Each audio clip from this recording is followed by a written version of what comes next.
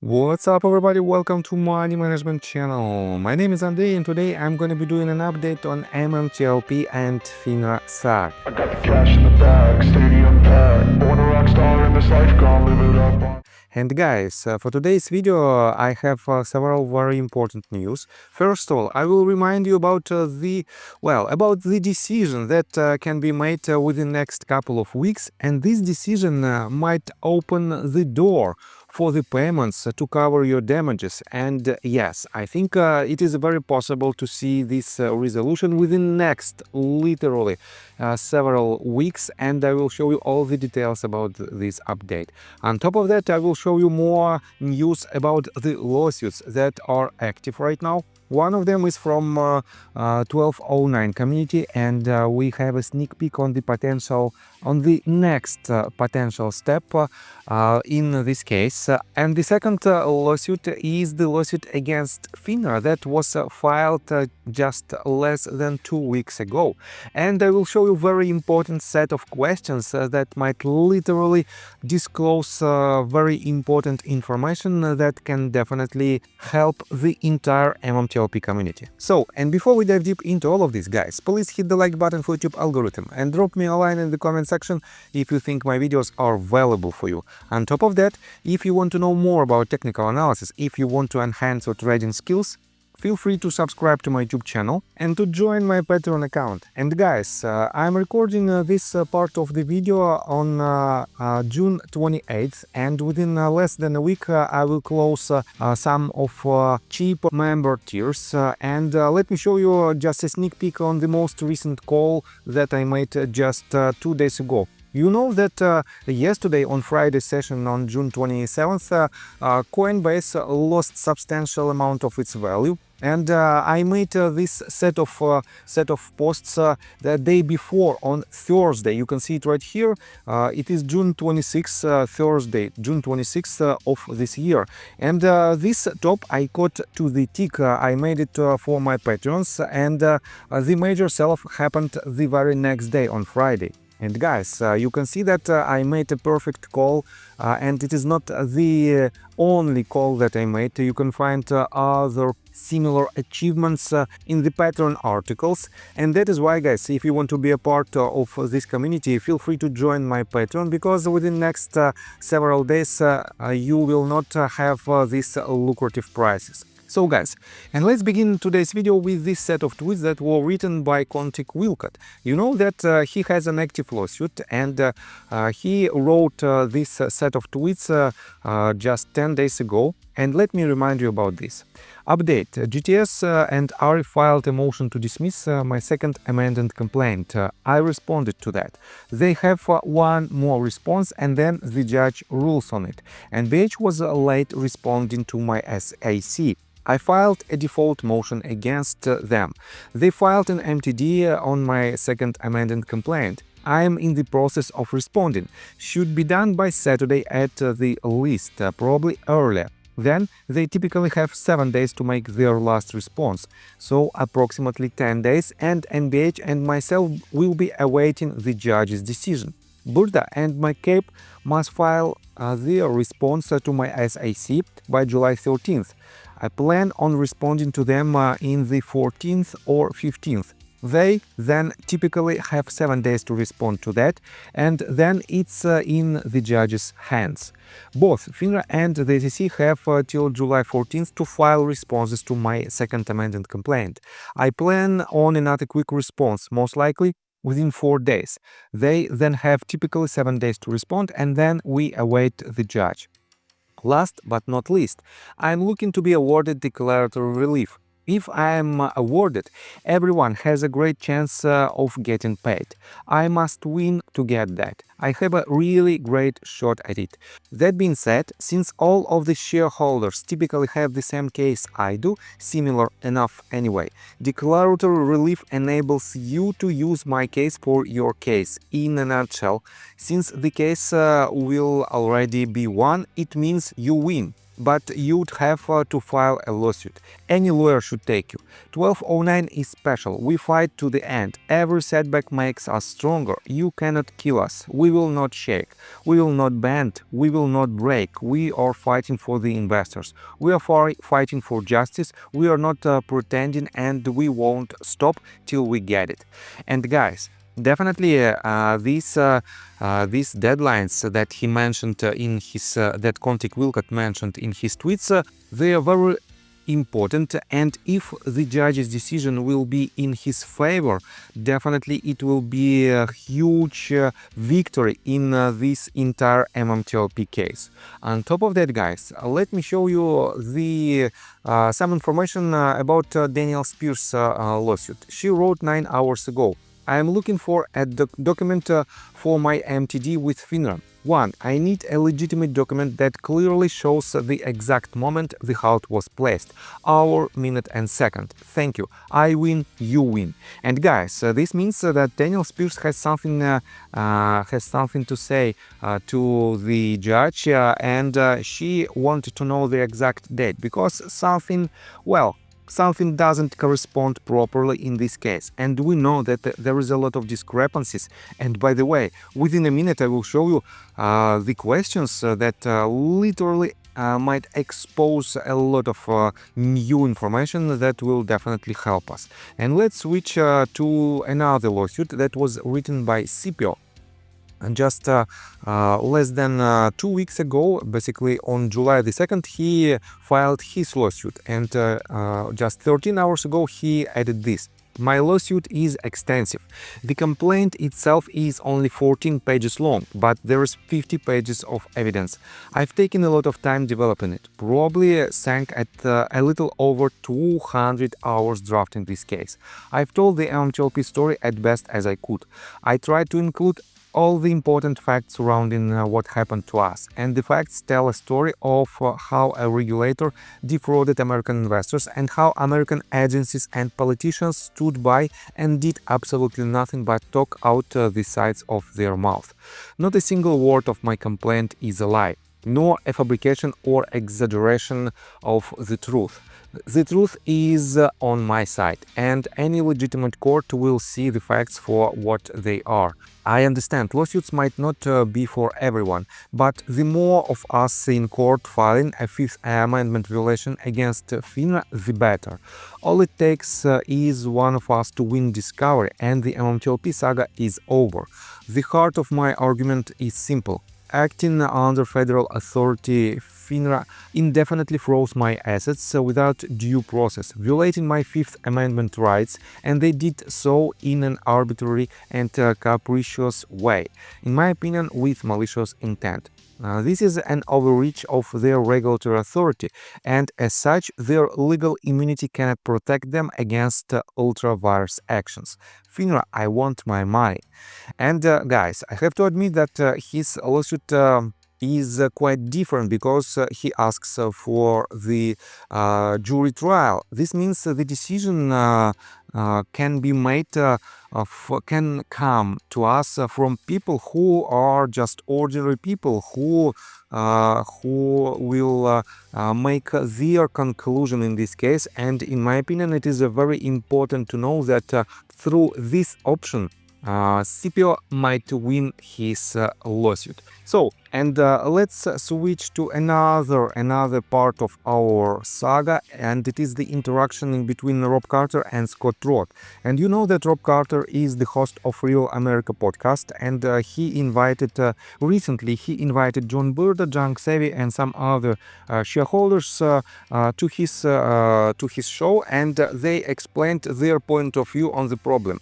And for now, he wants to see the so-called other side of MMTLP community. And surprisingly, that no one wanted to attend to his show. And here is another part of this story where Scott Roth explained in details his position, and basically I think within next several days he will attend to the Rob Carter show, and well, we will know a lot about the other side of the story. Let me show you this. In response to Rob Carter, Scott wrote, in response to Rob Carter's question, what does that have to do with FINRA halting trading or unknown market makers?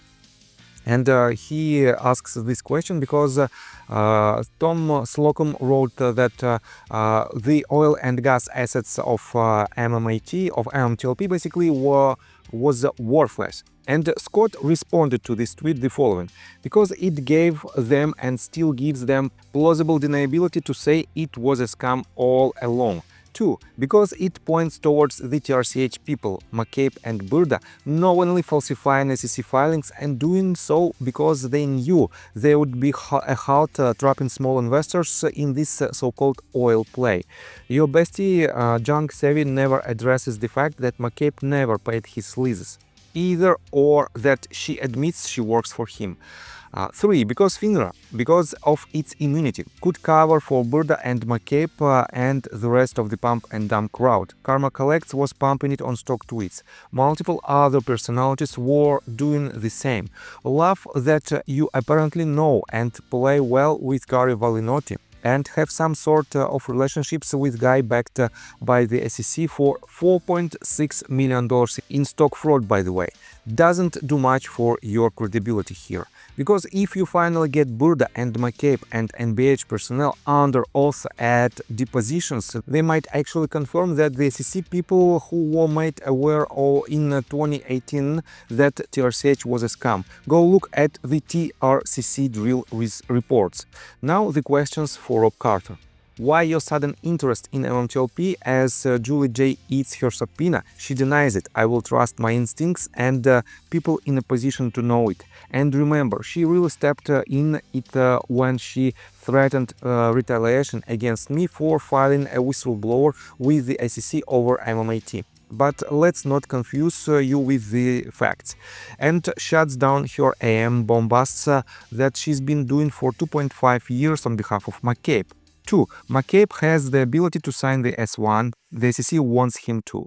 He's been stolen for more than a year. Why? Because they want his signature on a document where, under oath, he estimates oil reserves at $43 million in his old, now lost wealth. They had zero. He knows once he signs, he's doomed, and there is an ocean full of blue windbreakers in his future. He also could have had Get It trading again by requesting a share count, but he never did, and asking for a new ticker, which he never did. So, Robbie boy, why are you ignoring the 800-pound elephant in the room? 3. Why are you lauding the Missouri AG for getting involved in MMTLP? He can issue subpoenas to all the major brokers or all 105 of the financial institutions that were issued the 164 million original shares and see how many they sold. He hasn't done that. Why, Rob? Why do you give him a pass? And 4. Have you spoken to Greg McCabe or Wes Christian or emailed them? Just curious. And guys, they responded to this. So Burda and McCabe falsified information and came up with this scheme knowing FINRA would change MMAT's corporate action dates and against their own rules, use a U3 halt that would trap investors. And Scott responded to this. Look at their oil field projections and look at McCabe's past involvement in a bankruptcy case. Look at McCabe's supposed tightness with Sessions, and Sessions December the 6th, 2022 comes worth FINRA. It ain't hard to believe. The insiders knew a halt was coming to protect the shorts. How else do you explain McCabe making $20 million to $70 million on MMTLP just before the halt? His trades were 14% of all shares traded in the last few days of trading, and he kept his shares unloaded under the 5% number that would have triggered immediate disclosure to the SEC. And guys, this is quite interesting information. This explains a lot why Greg McCabe didn't sell the entire number of his shares, because if it happens, he should immediately file a special form to the SEC in order to disclose that one of the insiders sold more than 5% of these shares. And MD responded to this. So it sounds like you are retracting your claim that Burda and McCabe created this scheme and are now saying because of McCabe's past he knew how it was going to happen.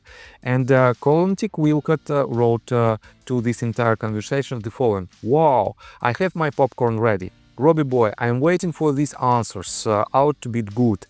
Don't deflate me now, Mr. Carter. I'm looking for excitement." So, and let me show you the next part of this conversation. In response to Scott Roth's questions, Rob Carter wrote this: "Scott, how many times should I invite you on the show publicly so that MMTLP can answer you? John Burda was on. Where are you? John Xavier was on. Where are you? MMTLP Canada was on. Where are you? AG Andrew Bailey was on. Where are you? Only cons require one-sided debates. It's a tactic. Yet I continue to invite you side on so that my audience can get to the truth. My involvement started when a listener contacted me and explained the story.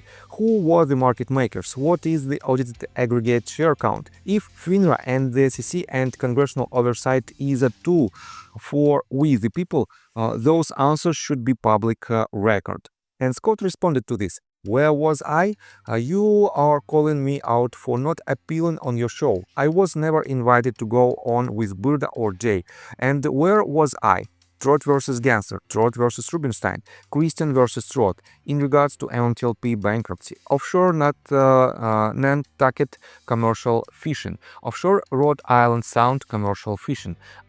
Last I checked, I'm the guy who challenged first in court both the PSLRA and FINRA's right to exist." And this is very important part because for now, Scott is in quite unique position where he can challenge the FINRA's immunity. And I covered this news yesterday or the day before yesterday. You can watch my previous video and basically make your own conclusion. Let me continue. So, while you are having on millionaires defending their grift and giving a pass to those who don't, or that idiot Missouri AG who can't figure out how to conduct a securities fraud investigation, no sign of on a few subpoenas, I'm working with other screwed over shareholders to get answers, force trading to restart, or shut down FINRA. So, before you slobber all that microphone trying to prove a negative, you might want to read up on my cases and ask Andrew Yagani why he has the FBI IC3 complaint and investigation underway. One of your heroes, apparently, like the Fordzilla Hunt the Short Killer, Gary Valinotti. So, you want to tee it up? Give me a date and time and declare that your sacred cows are not off limits, otherwise your show is suspect. And guys, this means Scott Roth admits that he will attend to Rob Carter's show. And let me quote you further. "Scott, I apologize if you missed the invitation. From the beginning, I've offered all opponents of MMTLP to debate the issue publicly." And Daniel Spears wrote to this: "Scott would be incredible, Rob. He clearly does not pull punches and you would get an unedited view of the other side of the coin. And you and I worked on a plan to come on, but we never did finalize whether any content was off limits, and I, for one, would pay money to watch Scott and Savvy or Scott and Burda debate for that matter. No, he said, she said, question and answer in real time." And Rob responded to her: I'm not sure either party will debate with lawsuits pending, although I'd love it. Scott is interested in pursuing justice through the courts. We have illegal elections all over the country, and I've watched those cases get delayed and dismissed. However, pressuring the system to provide transparency is the duty of citizens if justice is the goal. My show is designed to prompt government agencies and officials to be responsive to the people they serve. So why is it hard for investors to get an audited aggregate share count? Why is it the officials overseeing capital markets can hide information from investors? And puzzled Raccoon responds to this, because it violates the privacy rights of other citizens. The same reason you can't petition your bank to show you your neighbor's account statements. That's what they are asking for. For these brokerages to disclose the contents of other people's accounts. Private citizens and legal business entities have a right to privacy. A very specific right to it.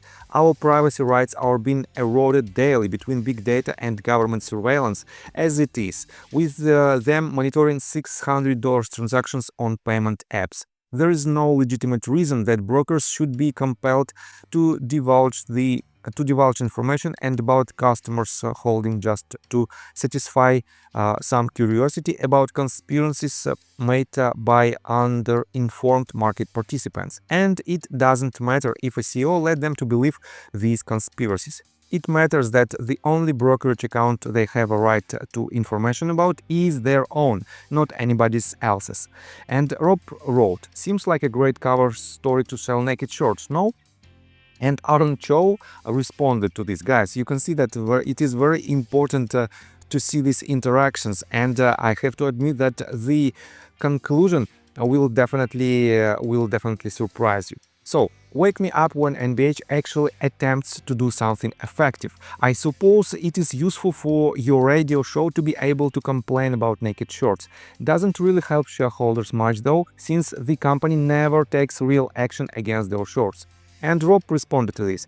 "I'm not an investor. I'm interested in the process of protecting investors." And here is the set of questions from Ocelot.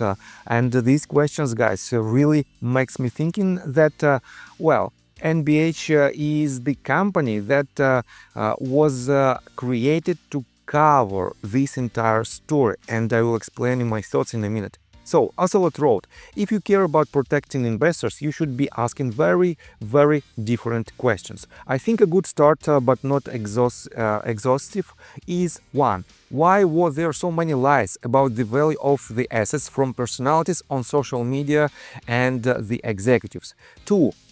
Why were there so many lies about the mechanics and status of NextBridge hydrocarbons? For example, many individuals lied that NBH is a private company when it is in fact a public company by every real definition. This lie helped perpetrate the fraud by convincing people there would be a large short covering in the final days of trading. 3.